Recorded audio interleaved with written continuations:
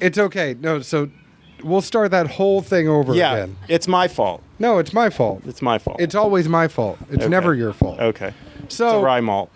So it is. There's no rye. It's a rye So I'm malt. going back like 20 minutes. Okay.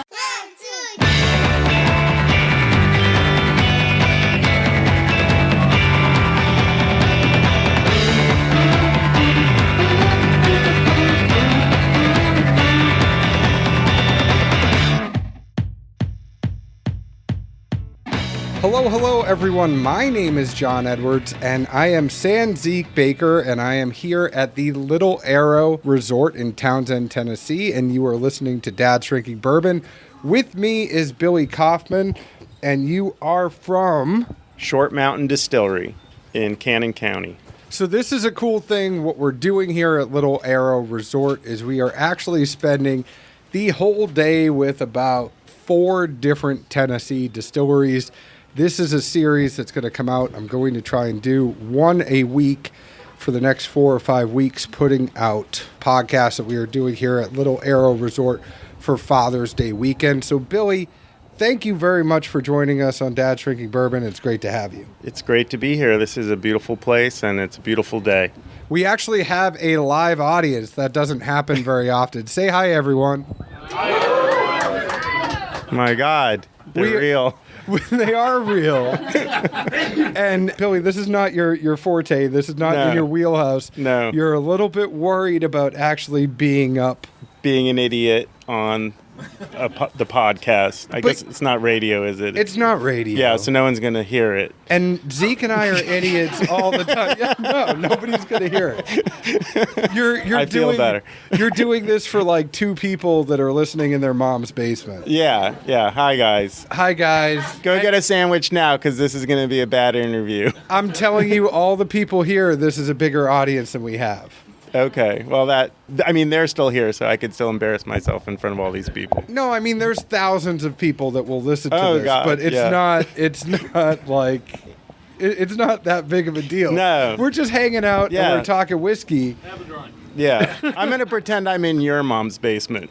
That's fine. I don't think my mom has a basement, but she used to. Mm-hmm. I used to live there. When I was in high school, I slept in the basement every night. I had a bedroom upstairs, but there was a couch and a TV in the basement. So I ended up eventually, after doing that for like 2 years, my parents were like, "Do you just want to move your bed to the basement?"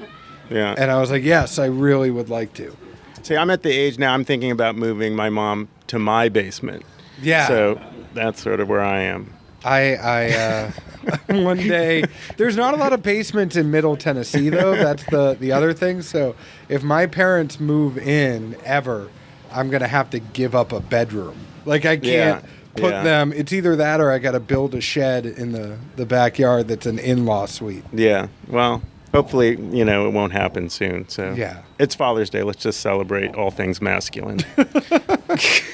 So tell everyone what you actually have at your distillery. I know you have some bourbon here for us, and you also have some moonshine. Yeah, I brought some bourbon that is actually over 4 years old. Up until then, we've been aging in like 15-gallon barrels, which is cool, but the flavor of a 50-gallon barrel is so much better than a small barrel to me. So I brought what I considered the good stuff and what we're trying to evolve into. So I also brought an homage to our history, especially during Prohibition. So I brought some real Cannon County moonshine, and I call it real moonshine for many reasons, but this is a 70% cane sugar, 30% corn, sour mash moonshine, and I brought pot still variety and a Kentucky column still variety so you can taste the difference. And right here I've got our, this one's about 5.5 years old. It's a 4 malted bourbon, and it's excellent. So I'm really proud of it. So what's the mash bill on your bourbon? Okay. 70% corn. It's 10% barley malt, 10% victory malt, and then it's got 5% rye and then 5% oat malt. And of all those malts, I think the oat is the most unusual, and that's the one you'll taste, I think. So that's the one that pops out, and it's got like a nice little nuttiness on the finish. You can get the malt on the nose. So are all Okay. you drinking this bourbon right now? Did everybody have it? I mean, we're talking about it. You might as well start sipping on it with Yeah. us. If you notice when you start nosing this, you can actually get a lot of that malt on the nose. I can tell it's a higher malt. I mean, 25% malt at the end of the day is going to be higher than the typical 30. bourbons. Oh, is it 30? So Yeah. I can't do math. Yeah, no, it's okay. I also needed to be writing that down. It's all right. Normally, I am doing the podcast. I'm sitting there. I'm writing notes down. Yeah, it's as high. I go, but When we went into this, I was like, oh, this is a very traditional bourbon we're making here. And later on, someone told me, this is not a classic bourbon. And I was like, it's not? And they're like, no, it's unusual. And I was like, is that bad? And they were like, no, it's good. It's just unusual. So I guess it's unusual, but I didn't know it until someone told me.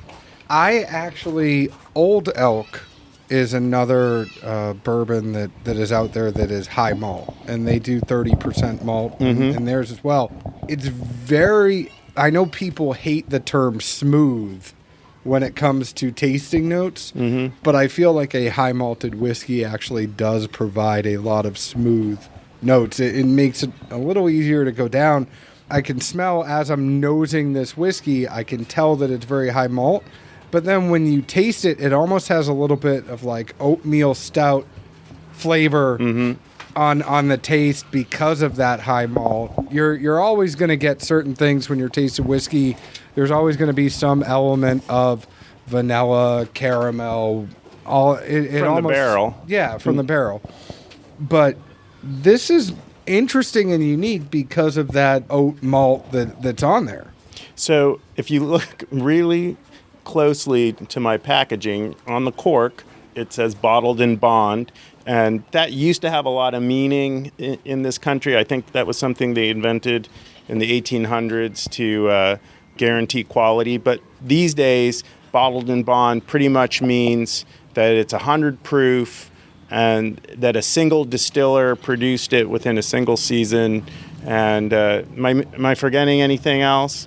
And that's pretty much it. But if that didn't tell you anything, it's 100 proof. So it's a little higher than a lot of bourbons too. But there's it's a less whole than bunch of things barrel. where it can't go into the barrel over 125 proof. Oh, there it you can't go. come out of the barrel at over 160 proof. Blah blah blah. Yeah. But yes, you got the general gist. Thank you. Thank you. So this is bottled in bond though, but I still think that bottled in bond, honestly, is one of those things that it's a stamp of quality. It is. Where it is like, I hate to say nowadays meeting the minimum requirements, because for all you that don't know, the only minimum requirement to call something bourbon is it can't go in the still over 125 proof, can't come out of the barrel over 160. It needs to be aged in a new charred white oak American barrel. So what Billy could tell you here is essentially he could put a charred white oak American barrel at the end of his still, and it could just pass through that little teeny tiny barrel. If you really wanted to be technical, he could be putting it right into the bottle, and he could have it pass through this charred white oak American barrel, and as long as it was new, it's technically bourbon. If you wanted to do that, but that's yeah. No, we threw that batch out. That didn't taste it. It didn't taste good.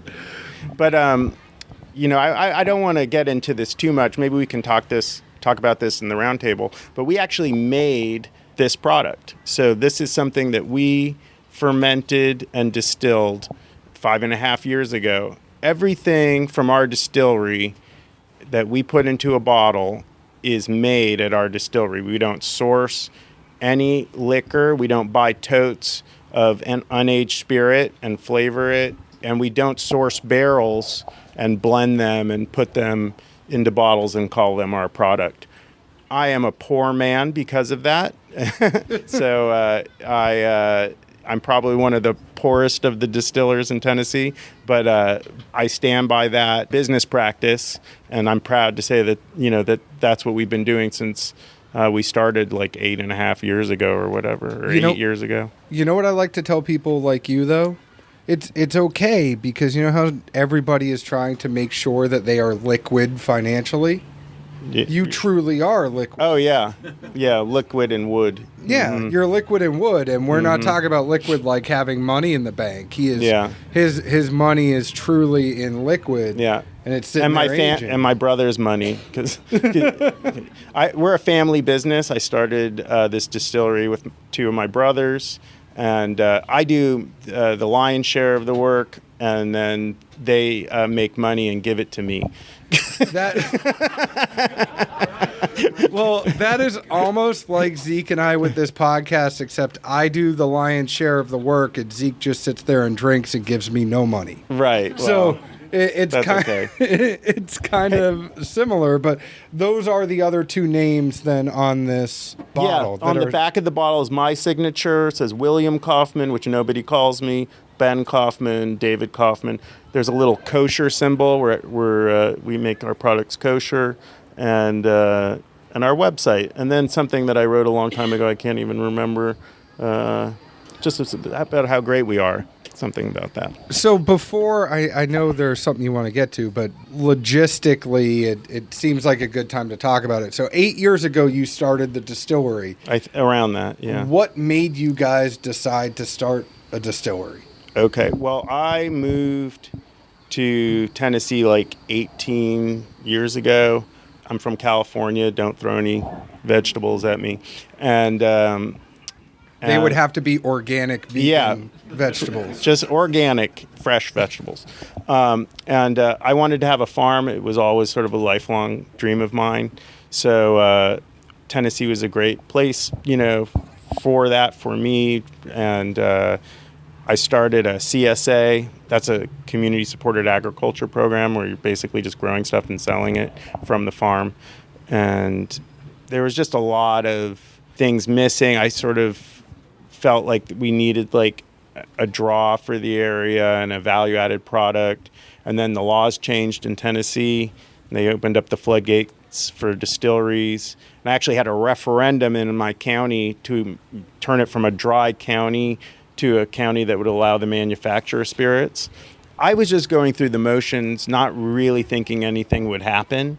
And the law changed. People voted for it. Like, the churches were against me, but people still voted for it. Some of the churches were, depending on which church. And it was just like this crazy time where I was just doing the next thing before me. And next thing I knew, it was time to start a distillery, and everyone was so excited about it. We just did it. I don't know if that was the smartest thing I've ever done in my life, but this guy, Mike Williams, who he started Collier McKeel, which is a distillery that no longer exists, but he has a saying about distilleries. If you want to make a small fortune in the distilling business, you start with a large fortune, and then you invest it in the distilling business. And it's really a labor of love. It's kind of like buying a boat, right? I can't afford a boat anymore. So we bought a large farm. We have like almost 400-acre farm. It's beautiful. We have cattle on it, and we ended up building a restaurant there. So we have a little restaurant. We serve the meat from the cattle operation. The cattle eat the mash from the distillery, so it's all mash-fed beef. And it's the circle of life. It's the circle of life. I'm the lion. Yeah, and you have at the top. I'm a Leo, so every time a barrel is made, do you guys like put it on a forklift like at the Lion King? And we hold it above, and everyone oohs and ahs, and then we put it in the tobacco barn for 4 years and cry as we go broke waiting for it to mature. But it's been a roller coaster. There's just a lot of things going on a farm all the time besides distillery. So it's always something. One of my brothers started growing hemp this year, so we're growing hemp too. So it really looks like a shady operation, but it is legal.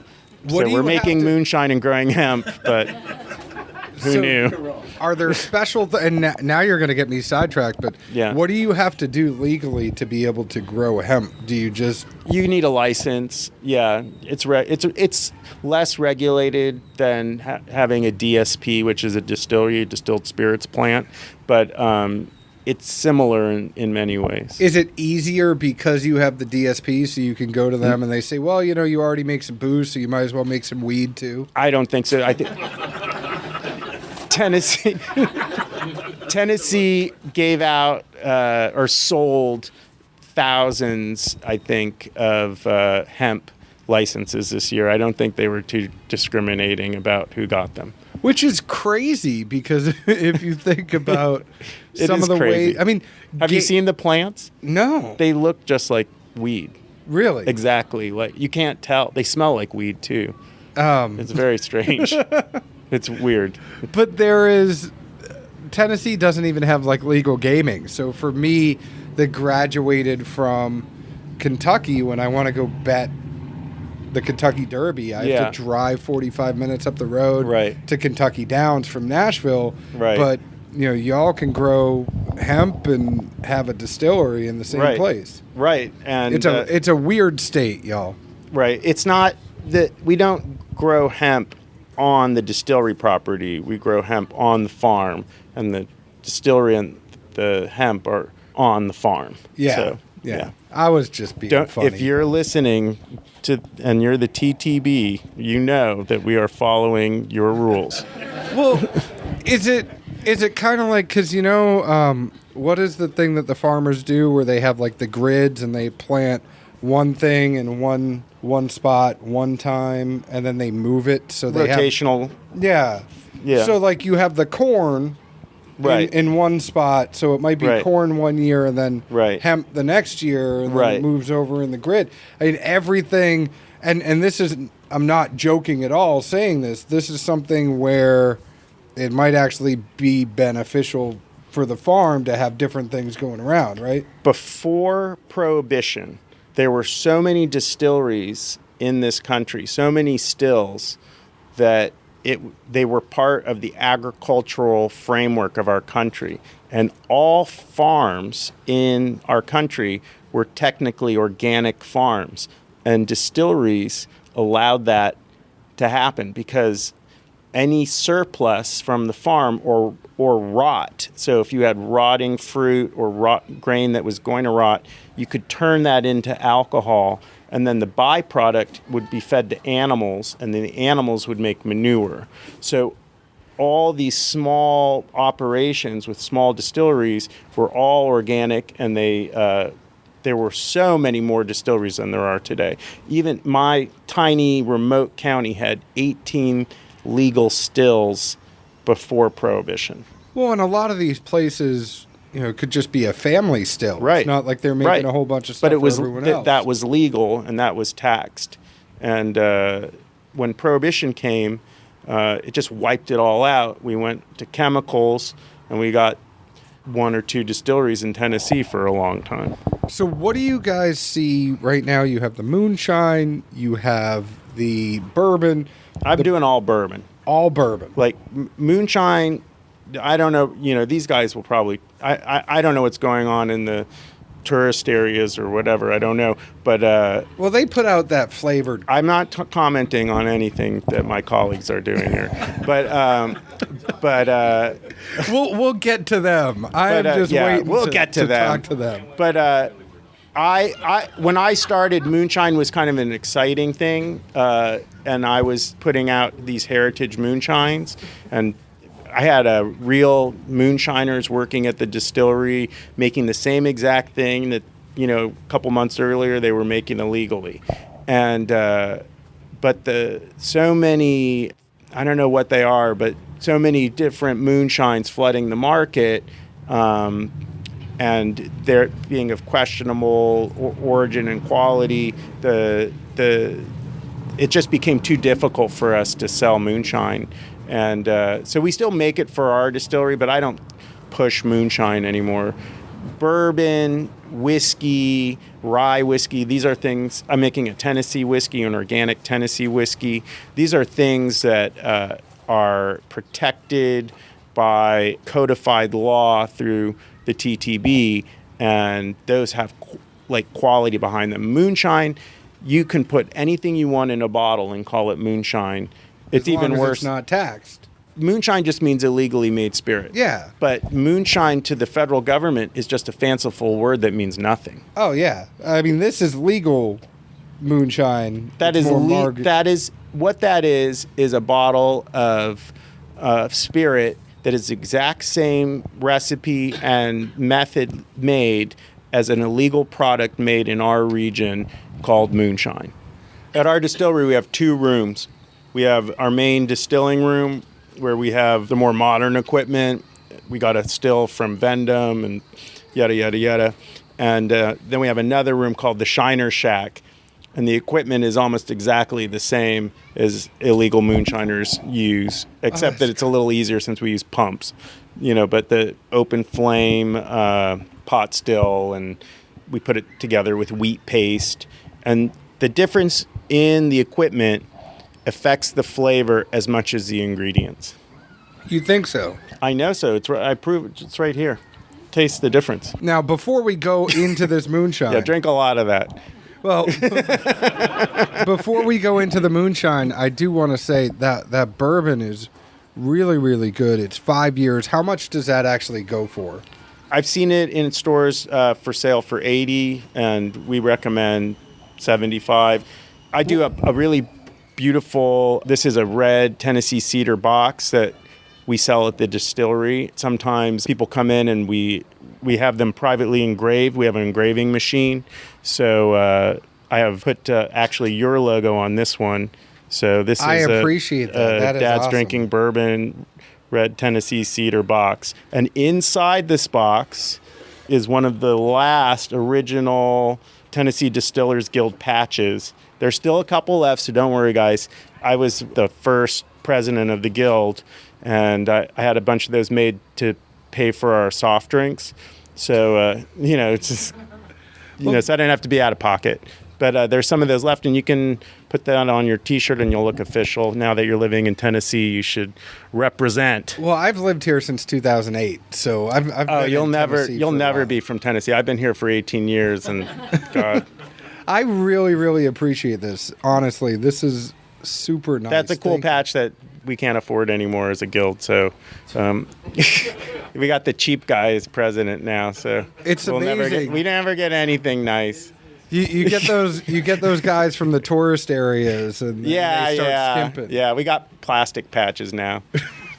They're like you could No have patches a sticker. actually. Yeah. We'll give you a sticker instead. Right. I do have to say though that bourbon is really good. Oh, good. So this is 70% corn, 5% rye malt, and then we'll put all the other malts together. But for 5% of that rye malt, I get a tingle on my tongue.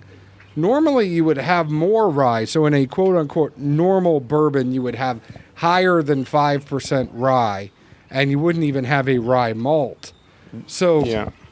It's crazy to me that you still get that nice little spice from the rye, but it's not overly spicy. It's not. You all have had it. I mean, shout out. Did you like the bourbon? You all have been sipping on it. Everybody like it? Show of hands. Who liked it? Oh, everybody liked it. Wow, look at that. No, there were some people that Who's didn't. not going to raise their hand in front of me? I would, if I didn't like it, if anybody who listens to our show, if we don't like it, we very nicely say Try again. it wasn't. See you in 5 years. No, we're nice. Throw about your it. barn out.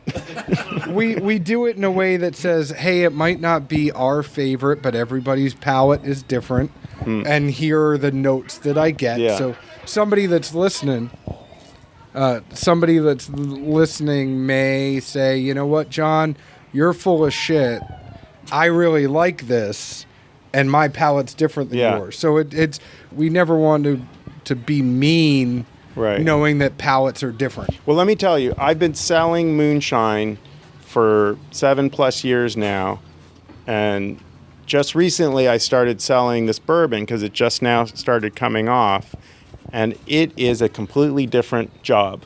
So, mostly I get people yelling at me, making ugly faces at me, refusing free tastings, cringing at me. And now that I'm selling a reasonable, decent bourbon, a good bourbon, people like me. Well, I don't know why people I have some wouldn't friends. like you. No, but no, people are excited to taste my products, and in a way that moonshine was 1 in 10 people appreciate a clear shine, and maybe there's more for the flavored stuff. But bourbon just has a really good following of people that know what they're tasting and know what they're talking about. And moonshine is constant education for people, because even people that sell moonshine don't understand moonshine a lot of the time.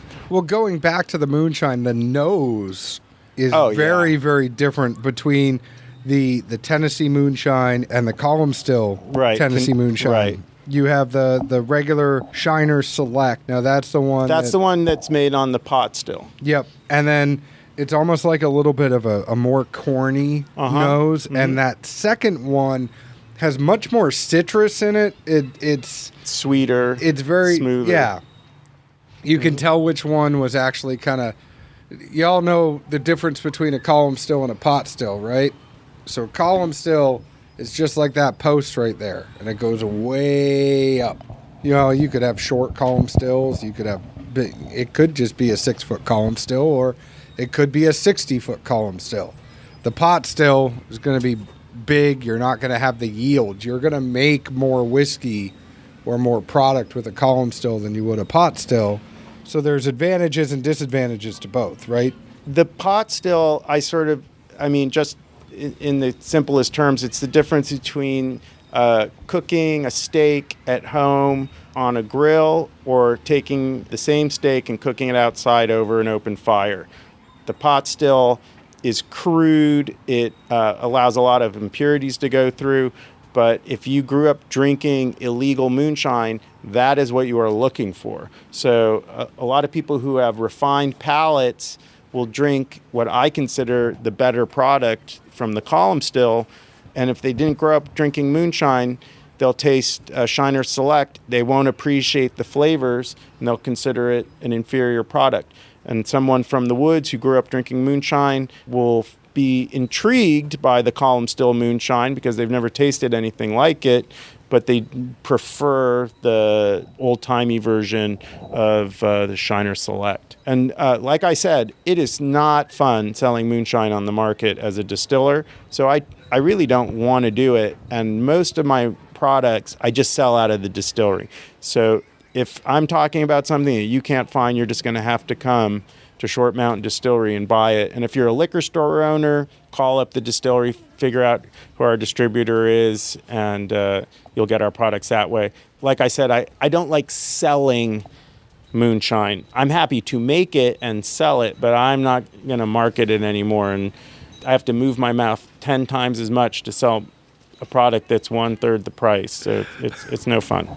Well, I think your bourbon's pretty damn good, and Thank you're you. going to do an organic Tennessee whiskey. Any Yes. plans for a rye? Yes, I have it. All right, these guys will tell you I make the best rye in Tennessee. We do a cherry smoked chocolate rye. I didn't bring it because it's from a small barrel, and I'm trying to forget that. So I still have some, but I've got something better. 6 months off. So we'll have another interview when I come out with that. But it's a cherry smoked chocolate rye. It's dark rye. It's like a coffee. It's so dark, and it smells when it's fermenting like a giant brownie baking. And there's no chocolate in it, but it's just got such a chocolate mocha flavor to it. I can't wait. So yeah. And it's not spicy. How old is it? It's going to be 4+ years. Oh man. Yeah. That's and then we did it's not the most popular thing all the time, but we are organically certified for our Tennessee whiskey. So we have the only that I know of certified organic kosher Tennessee whiskey in Tennessee. So hey, it's Father's Day. He can. Hey, know that. that's my daughter. Oh yeah. Hell, bring her up. Hey, Sophia. Sophia. Yay. Sophia made her first appearance on the podcast. Do you want to say hi to everyone? I want you. I want you to. Oh, well, that's good. Yeah, she is. Are you about to go swimming? I want you. Do you want Dad to go swimming with you? We can take over the show today. They're all gonna. He can go. Do you play. have a Paw Patrol swimsuit? Yeah, it's Father's Day. Yeah, it's that's Father's what all Day. of this Awesome. is for. Tell everyone where you are. Okay.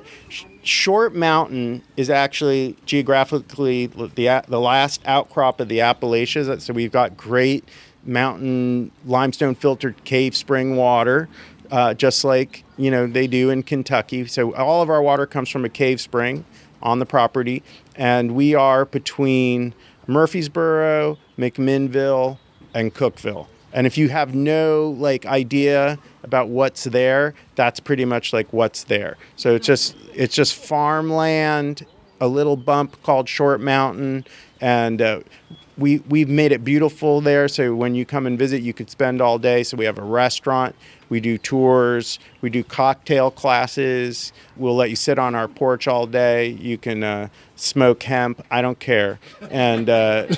And we have lots of fun events all the time. Tomorrow we're doing a Father's Day brunch.